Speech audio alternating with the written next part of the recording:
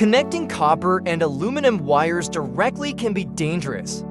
Let's take a closer look at why this happens and how you can keep your wiring safe.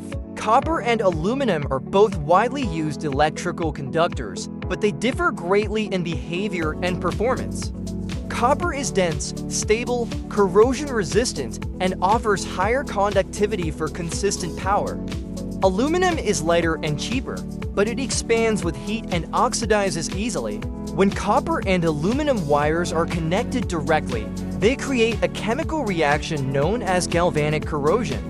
Aluminum quickly forms an oxide layer that resists electricity, while copper remains stable. Add in different thermal expansion rates, and the joint can loosen over time, causing overheating. This problem became common in older homes built with aluminum wiring decades ago.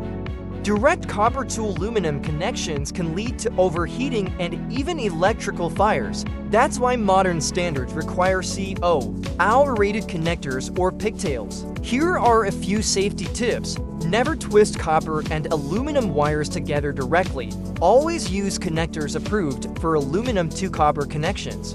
Inspect older wiring regularly and replace any corroded parts. By understanding why copper and aluminum shouldn't be joined directly, you can help prevent electrical hazards and make homes safer. Knowledge like this keeps everyone protected. Stay informed, stay safe. If this video helped, give it a like, subscribe for more tech and electrical tips.